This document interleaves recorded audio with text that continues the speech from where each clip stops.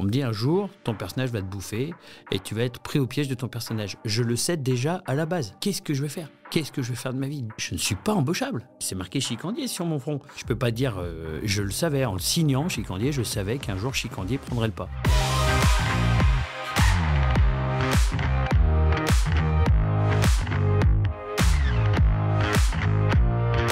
Chicandier, bonjour. Je suis très heureux de te recevoir aujourd'hui. Alors on te connaît un peu pour ton humour de bon vivant, ton amour pour l'art de vivre à la française. Sur ta chaîne YouTube, tu te décris comme ayant un physique d'apéritif et des doigts constamment salés.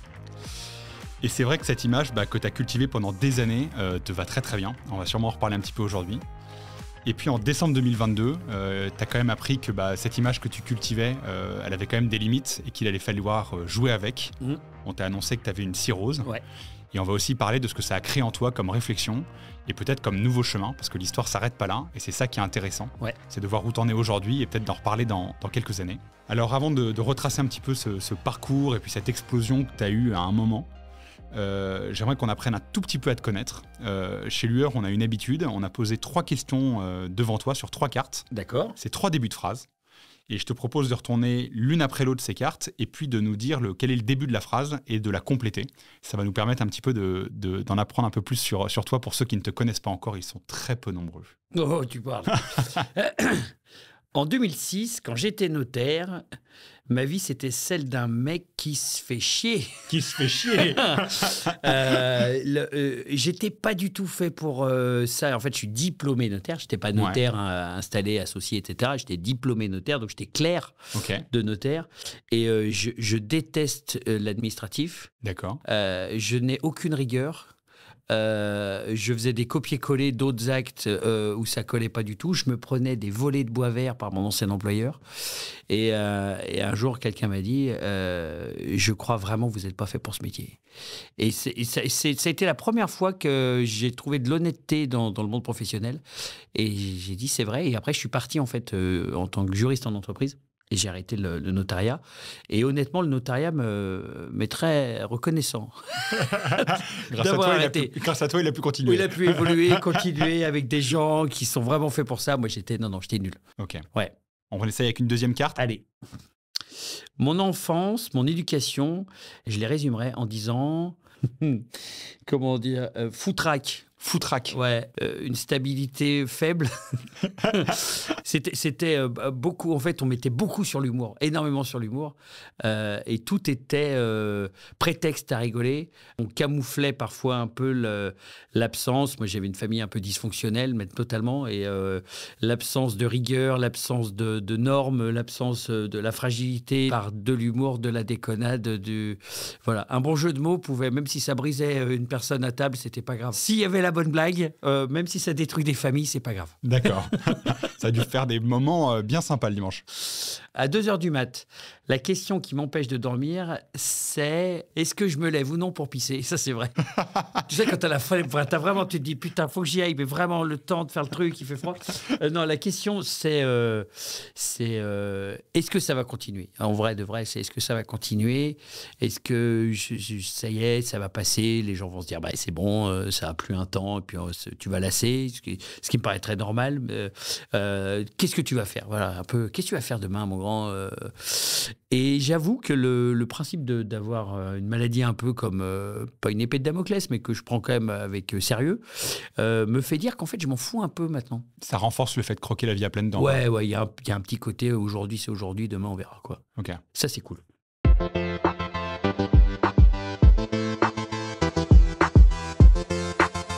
Alors, on va rembobiner un petit peu. Ouais. Et on va recommencer notre histoire, en tout cas celle qu'on raconte aujourd'hui, qui est la tienne. Ouais. Quand tout allait bien. Ouais. Alors, tout va peut-être encore très bien aujourd'hui, mais il y a quand même un moment où tout roule. Moi, en regardant un petit peu ta vie, je le date en 2017. On est 1 an avant la vidéo qui va te faire connaître, en 2018. C'est quoi le quotidien de Chicandier à ce moment-là, justement, en 2017 ? Il n'est pas du tout encore connu. Qu'est-ce qu'il fait ? Tout roule pas du tout en 2017. Tout roule pas du tout en 2017. Non, tout roule pas du tout parce qu'en fait, sans entrer dans les détails, c'est grosso modo, j'étais secrétaire général dans une boîte, donc j'avais un gros poste. j'avais beaucoup de gens en dessous de moi, j'avais un gros salaire, mais j'avais un poste qui était inexistant, c'est-à-dire que c'était vraiment parfois ça arrive dans les entreprises comme ça, ils te mettent là, mais tu sers à rien, t'as pas vraiment de valeur ajoutée. Donc j'avais qu'une remise en question en me disant, mais qu'est-ce que... Je peux pas me mentir comme ça. C'est pas possible de se mentir à soi comme ça toute une vie. Donc en 2017, je fais suer ma femme tous les matins en disant... et là, elle voit que je commence à... Et tu te dis quoi, hein, tu te dis quoi intérieurement? Tu te dis, ok, en vrai, je vais pas tenir comme ça toute ma vie. Ouais. Il est où le sens? Oui, bien sûr, donner du sens aux choses. J'y arrive. Ouais, c'est exactement, c'est ce que tu as vécu toi. Donner du sens aux choses. Tu arrives le matin, tu te dis, je vais faire semblant. Je vais faire semblant de bosser, je vais faire semblant de m'intéresser, je vais faire semblant d'aller bouffer avec un tel et de faire oui, c'est passionnant. Alors vous dites 12 logements qu'on construit, ah d'accord, la pose de la première. Oh, c'est fascinant. Alors tu t'en fous? Mais total. Moi, et donc je commence là à faire des vidéos en 2017, beaucoup, entre midi et 2. Et je me souviens... Que tu postes pas? Que je poste, mais dans un truc hyper intimiste. Donc, il y a 200 personnes qui la voient. Et moi, en plus, je vais avoir 40 ans en 2017. J'ai eu 40 ans en 2018. Donc, j'ai les 39 ans comme ça. J'ai la crise de la quarantaine qui arrive. Non, ça bouillonne de merde. Et tu dis quoi à tes potes? Tu dis, là, il va falloir qu'il y ait un truc qui sorte? Ou tu fais semblant, le mec qui va bien, qui va continuer sa vie, qui ronronne? C'est surtout en 2016, où là, je me dis, bon, maintenant, t'es adulte. T'es sérieux, tu remets ta cravate, t'as une famille, tu gagnes tes sous, tu mets sur un plan d'épargne logement, j'avais le Kadjar. Là, c'était rythmé. T'es sûr qu'il y avait le Kadjar en 2016? En 2016, il y avait le Kadjar. Mon premier Kadjar, c'est 2016. Et je suis fier. Quand le Kadjar arrive, après... Je crois que j'ai jamais été aussi connard qu'à cette époque-là. C'est là où je me la pétais, en fait. Parce que d'un coup, moi, j'étais juriste, puis responsable juridique, d'un coup, je suis secrétaire général, j'ai 150 personnes en dessous de moi. Je passe dans les bureaux, il y a des gens qui font Monsieur Riaz, etc. Là, je me prends pour ce que je suis pas. Et je commence à avoir des tons un peu péremptoires en disant oui, voilà. Et à un moment, là, je me laisse rattraper par mon cerveau qui me dit, mais qui es-tu? Qui est cette personne? Qui est cet odieux connard que je vois dans la glace le matin? C'est pas moi. C'est pas moi. Et il y a quand même un moment, alors on avance, même si tu faisais déjà des vidéos, on arrive en 2018, en tout cas avec la vidéo qui va vraiment te faire connaître au grand public. Oui, bien sûr. Tu postes cette vidéo bleu métal. C'est quoi le moteur pour toi où quand tu es dans ta bagnole, tu te mets à te filmer, tu te dis quoi? Tu te dis alors celle-là, c'est mon coup de gueule, ça y est, j'en ai rien à faire de ce qui va se passer, je la poste, on verra bien. Ou c'est calculé? C'est quoi la dynamique dans laquelle tu es? Alors c'est pas du tout calculé. J'ai dû, moi déjà, avant cette vidéo, j'ai dû en poster 200 vidéos. Ok. Si ce n'est qu'avant, je ne les mettais pas en profil public, j'avais un profil privé. Donc, c'était des vidéos pour mes copains, en fait. Et j'avais déjà ce personnage. Et pourquoi dans ma bagnole? Pour une raison simple, c'est que quand je le faisais chez moi et que je mettais devant ma femme, elle me disait, mais quel blaireau avec ta grosse gueule de con. Comme ça, c'est vrai que c'est un côté hyper mégalo de prendre sa grosse gueule. Surtout que je ne suis pas Brad Pitt, quoi. Donc elle avait tendance à me faire va dans la bagnole pour faire tes conneries. Donc en fait, c'était mon studio. La bagnole, ça part de là. Donc c'était mon studio d'enregistrement. C'est vrai que l'acoustique est meilleure, on entend mieux. Et, tu peux gueuler. Tu peux gueuler et ta femme, elle n'est pas en train de te dire voilà, qu'est-ce qui m'embête. Et donc j'avais trouvé. Et puis après, tu trouves le rythme. Voilà, cette espèce de rythme. Et en fait, quand je me suis fait cette vidéo, je m'étais fait virer une semaine avant. Donc moi, pendant une semaine, toi, tu n'avais plus de voix. Ouais. Et ben moi, ma femme m'a dit, tu vas dans la piole, tu te mets en survêt, tu regardes Netflix et tu bouffes des cachets. Ben, c'est ce que fait un mec qui vient de se faire virer. Ok. Toi, tu as fait exactement le contraire. Et donc oui, non, mais une semaine après, je suis sorti, là, je suis passé au bar, je me suis bu 3-4 jaunes, je suis allé chercher le pain, et en revenant, j'ai cette idée du vendredi, mais comme ça qui me vient d'un coup, je garde la bagnole, je fais la vidéo, je rentre chez moi, je la publie, et je vois. Et tu la postes, elle cartonne. Elle devient virale, en tout cas, petit à petit. Ouais, mais... le mardi ou le mercredi d'après, on m'appelait pour ça, quoi. Et là, qu'est-ce que tu te dis dans ta tête? C'est, allez, maintenant, c'est parti, ou c'est trop bien ce qui m'arrive? Qu'est-ce qui se passe? Moi, je veux faire ça depuis que j'ai 12 ans, donc... je suis comme un gosse à Disney. Tu viens de m'ouvrir la porte de Disney, et si tu me dis, tiens, ça se referme, tu dis, ah non, mais j'ai pas fait encore un manège, là, j'arrive, donc laisse-moi au moins faire... laisse-moi faire les tasses, tu vois, tu me laisses faire les tasses d'abord. Après, je vais peut-être pas... Il y a espèce spontanée, non, laisse, voilà. Donc moi, j'ai le pied dans la porte, je suis un commercial. Ouais. Voilà, je suis un commercial chez Cure Center et je veux te vendre un canapé. Donc là, Donc là, c'est parti. Ah ouais, c'est parti.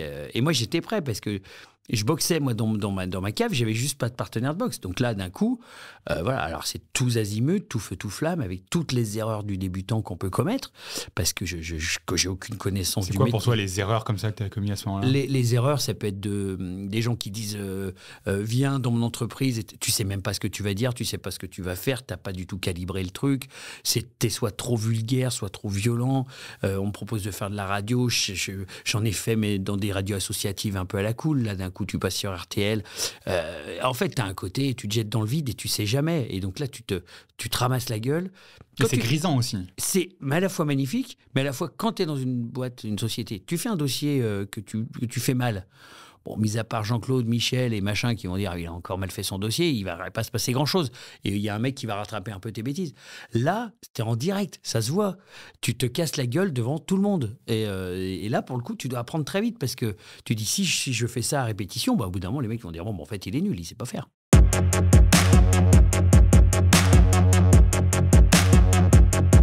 Ça va quand même bien se passer pour toi, parce qu'on va arriver dans ce que moi j'ai appelé une deuxième étape pour toi. Ouais.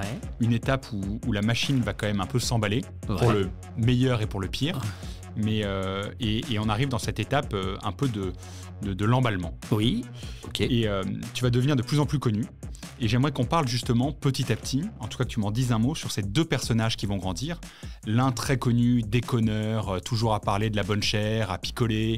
Et puis l'autre peut-être qui est un chicandier qui ne peut pas être beurré 24 heures sur 24, qui ne peut pas être toujours de bonne humeur. Tu as raison, il y a une dualité qui s'installe entre Laurent Regaraz, un mec que ma femme a épousé, que ma fille connaît, que ma famille connaît, que mes amis connaissent, et puis cette espèce de personnage, voilà. Et comme tout le monde me le dit, que je le sais. On me dit un jour, ton personnage va te bouffer et tu vas être pris au piège de ton personnage. Je le sais déjà à la base. Je ne peux pas dire, je le savais, en le signant, Chicandier, je savais qu'un jour Chicandier prendrait le pas. Ce qui a été logique. Parce qu'après, tu te le mets comme un paravent et tu arrives et tu dis, de toute façon, tout le monde te demande du chicandier. Donc, au bout d'un moment... Tu vends du chicandier. Voilà, tu vends du chicandier. Et après, les gens vont te reprocher, tu fais trop de chicandier. Tu viens, tu m'appelles pour que je te fasse du chicandier. Si je te fais du Laurent Regaraz, tu vas me dire pourquoi. Et parfois, ça arrivait. J'ai eu des 2-3... Une fois, je me souviens, c'était génial. C'était avec Eddie Mitchell et Laurent Gérard. Et t'imagines, Eddie Mitchell, Laurent Gérard. Et je fais un barman derrière. Et moi, je joue comme... J'estime qu'un barman jouerait quand il y a Gérard et Mitchell. C'est-à-dire que le barman, il se la jouerait un peu en dessous, quoi. C'est-à-dire que tu as deux grosses stars, tu leur sers des cocktails, tu peux faire quelques blagues, mais tu restes un peu à distance, tu es très respectueux de ces mecs-là, et je le joue comme ça. Les producteurs arrivent, qui tu nous fais là? Je dis, je joue comme un barman, je ferais, je pense. Voilà, je ne vais pas m'imposer en tant que chicandier. Je ne vais pas m'imposer en tant que chicandier à Eddie Mitchell. Le mec, il a connu Johnny Hallyday, Gainsbourg, Dutronc. Il était dans les émissions de Mariti, Gilbert Carpentier. Il a fait les plus grands concerts. Il a eu les plus belles femmes. Et là, moi, j'arrive chicandier. Je suis personne. Je vais pas lui montrer. Voilà. Et on me dit, si, tu fais du chicandier. Et c'était jamais assez, en fait. Et à la fin, je me mets ah, voilà. Et je disais, mais je sais pas ce que j'aurais fait. Et d'ailleurs, voilà, je pense que j'avais raison. Moi, il fallait pas trop en faire. D'ailleurs, le Parisien, à un moment donné, il fait trop de chicandier. Et le Parisien avait raison. Enfin, c'était pas nécessaire. Pas toujours écouter les autres. Alors, faut pas toujours écouter les autres, mais ça commence quand même à progresser pour toi parce que tu commences à jouer, tu commences à être chroniqueur, sur RTL, sur Rire et Chanson. Et puis, tu développes aussi tes propres émissions. Donc, le chicandier avec le banquet, avec l'addiction, s'il vous plaît. Des émissions qui sont du chicandier 100% pur beurre, quoi. Enfin, ça, c'est le bon sablé breton. Et moi, j'avais l'impression, en regardant ces émissions, à la fois, tu me faisais marrer. Et puis, je me disais, il y a quand même un côté un peu, et donc je te pose la question, toujours plus loin, toujours plus. Bien sûr. Bien sûr. Moi, en plus, je prenais l'autodestruction. C'est-à-dire que j'adore, même intellectuellement, l'autodestruction me fascine plus que la construction. C'est Shakespeare, to be or not to be. Moi, not to be, je le comprends. Le to be était plus compliqué. To be, je commence à le comprendre maintenant. Mais jusqu'à maintenant, moi, c'était l'âme slave qui se détruit, mourir jeune. Il y a un côté un peu, toi, tu crois en la destruction créatrice, quoi. Il faut aller très très bas pour continuer de créer, de vivre, de ressentir des trucs. Pas forcément créatrice, mais je crois à l'autodestruction. Je crois à l'autodestruction. Quelqu'un qui me disait, moi, je veux vraiment sur cette planète vivre le plus vieux possible, me paraissait, mais pourquoi faire ? Là, avec tout ce qui t'entoure, là, tu te dis que le mieux à faire dans ce monde, c'est de vivre très très vieux pour vivre tout ça. Ah ouais, bon, moi, j'aurais pas dit ça. Moi, j'aurais dit genre engrange, et puis si ça pète, ça pète. Et là, maintenant, je commence à me dire, attends, c'est peut-être une pensée un peu courte, c'est peut-être une pensée d'un ado de 14-15 ans, c'est peut-être pas la pensée d'un mec de 45 balais bientôt. Et je commence à entrevoir des possibilités de me dire, peut-être profite un peu plus quand même, tu vois. Et puis, ne serait-ce que pour ta femme, ta fille et tes amis.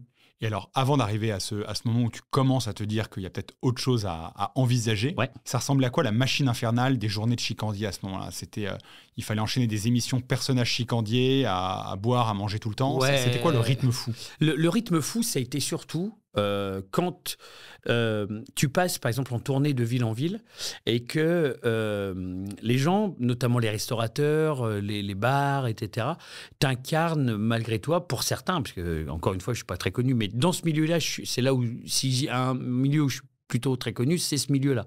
Le milieu des barman, des restaurateurs, des gens du monde de la nuit, des gens de la fête. Et là, ils projettent sur toi le fêtard. Donc, à un moment donné, quand tu arrives, je sais pas, tu arrives dans une ville à Dijon, tu as un brasseur à Dijon qui dit « Il y a Chicandier, il faut qu'il vienne. » Et puis, il faut qu'il vienne, il faut que je lui fasse goûter. Et toi, tu deviens Obélix, quoi. Donc, il faut que je lui fasse goûter. J'ai de la terrine, j'ai du machin. Et toi, tu dis jamais non. Les gens sont adorables avec toi, ils te reçoivent. Là, tu prends des bières, tu prends des machins, du vin, tu bouffes de la terrine, pâté de tête, sanglier, tête de veau, machin, et tu finis au cognac, debout sur les tables, torse nu, tu prends les photos, tu rigoles, tu machin, tu te rends compte qu'il est 17h, que tu es bourré, que tu dois jouer au théâtre le soir à 19h30, tu passes prendre ta douche, tu arrives au truc au théâtre, oh putain, t'as le barman Chicandos, je t'ai préparé une petite bière, tu boites. Et à la fin, tu fais tes comptes, tu bois sur scène, tu bois après avec les gens, tu pars en soirée, tu rentres à 3h du matin, tu t'es rendu compte que tu as bu 5-6 litres, parfois que tu t'es mis des produits en plus pour tenir, et qu'à un moment donné, tu dis, attends, eux, ils le font une fois avec toi. Mais eux, ils vont reprendre leur vie le lendemain. Et ils vont se mettre 2 jours à décuver. Et puis le mec, il va retourner assureur, l'autre pharmacien, l'autre, il va retourner dans son atelier, l'autre, il va retourner dans son garage et tout va bien. Toi, tu dois refaire ça le lendemain midi, puis encore le lendemain soir, puis encore le lendemain midi, puis encore le lendemain soir. Et ça ne s'arrête jamais. Et au bout d'un moment, tu es surfatigué. Tu prends soit du poids comme ça et tu prends 10 kilos en 2 mois, soit tu maigris parce qu'en fait, tu es tellement fatigué que du coup, tu compenses avec d'autres produits et donc tu n'as plus faim.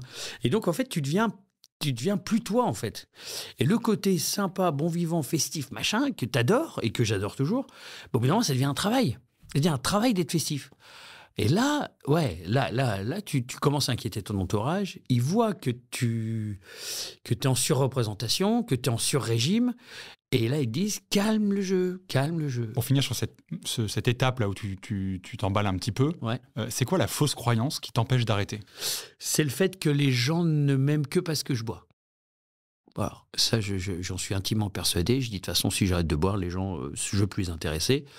Et bon, je le fais pas, style... je m'en fiche, en fait, de plus faire ce métier-là. Je me dis, bon, ben voilà, je l'aurais fait, c'était cool. Moi, demain, je peux faire tous les métiers. Mais je me dis, qu'est-ce que je vais faire ? Qu'est-ce que je vais faire de ma vie, du coup ? Et donc, je commence à me dire, attends, comme toi, quand tu étais dans ton boulot, dans ton ancien boulot, et que tu disais, comment je vais payer le loyer ? C'est quoi ? Et puis, je ne suis pas embauchable. Les gens, c'est marqué Chicandier sur mon front. Je ne peux pas arriver en entreprise en disant, bonjour, oui. Happiness Manager, ça peut marcher pour toi. Alors, je le ferai jamais. Parce que je trouve ça trop con comme boulot. J'ai vu, Happiness Manager, là, j'ai dit, punaise. Tu vois, on est allé loin. Hein. Ça, c'est là où je me dis, il est temps que l'humanité s'arrête. Quand il y a un happiness manager.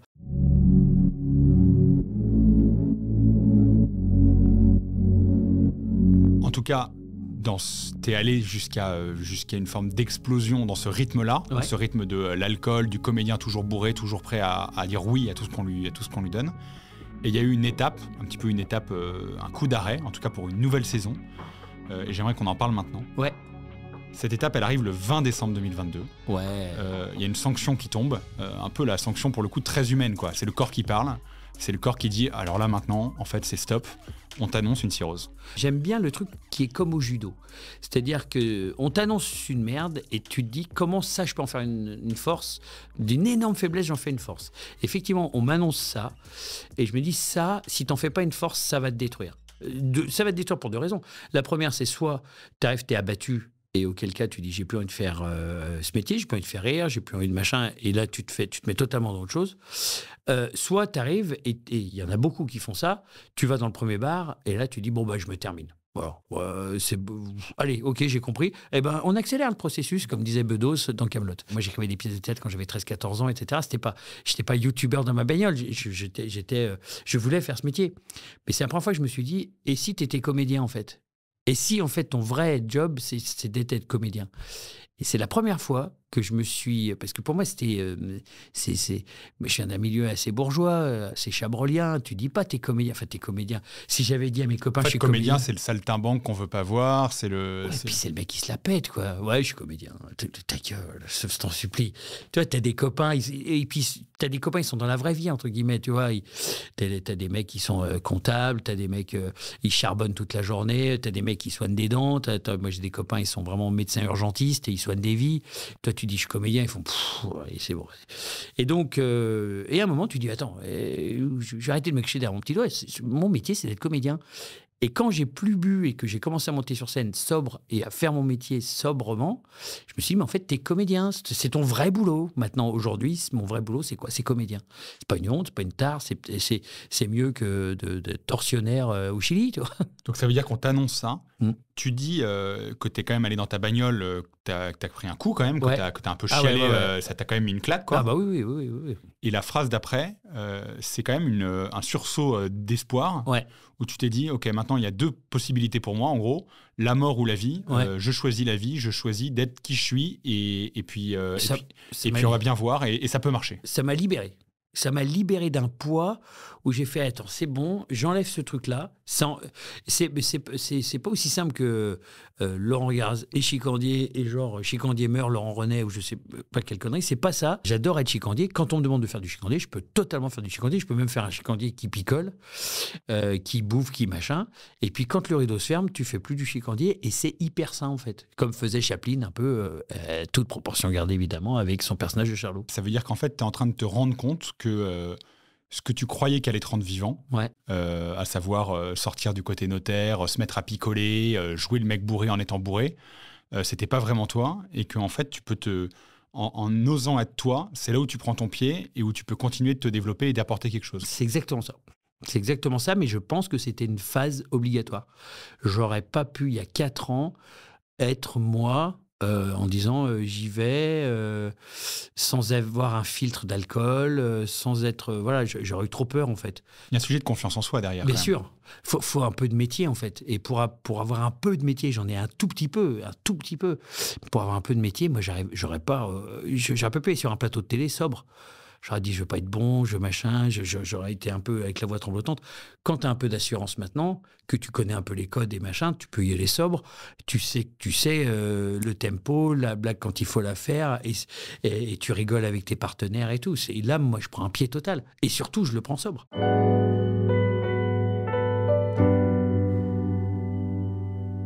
Aujourd'hui, là, donc on en a un petit peu parlé, il y a un peu des nouveaux choix que tu as fait. Comment tu te projettes dans les mois qui viennent ? C'est quoi un peu les enseignements de cette période-là ? Alors, je me projette moins, donc je me projette mieux, j'allais dire. J'ai de la chance là, j'ai une série qui va sortir qui est cool, une série Netflix, donc je sais qu'on va avoir un peu de promo, ça va être sympa. J'ai ma pièce qu'on tourne avec Matou, où on s'éclate sur scène. En septembre, j'ai un long métrage dans lequel j'ai mon premier grand rôle, parce que j'ai un des 2 rôles principaux. Donc j'ai 6 semaines de tournage. J'ai plein de super choses qui arrivent. Si on se reconnecte un petit peu en sincérité et qu'on pense aux gens qui nous écoutent aujourd'hui, qui peuvent être dans des vies à 1000 à l'heure, avoir la vie de 2017 à fond dans une grosse boîte, ou alors la vie sous produit, à boire, à être à fond, être à 2 doigts d'exploser, c'est quand même une réalité pour des centaines de milliers de personnes. Bien sûr. Est-ce que tu aurais quelque chose à leur dire, un conseil à partager ? pas comme un grand sachant, mais comme quelque chose qui, toi, t'a aidé ou une question que tu te posais qui t'a mis un peu en mouvement et que tu pourrais un petit peu partager à la lumière de ce que tu as vécu? Un des gros déclencheurs, ça a été de me voir bourré dans des vidéos. En plus des vidéos où j'étais censé tourner et être vif, etc. Me trouver immonde et puis détester voir cette personne. Tu te vois faire, tu dis est-ce que je l'aime bien celui-là? J'ai 5 ans, je regarde cette personne et je dis tiens, est-ce que j'ai vraiment envie de devenir ça?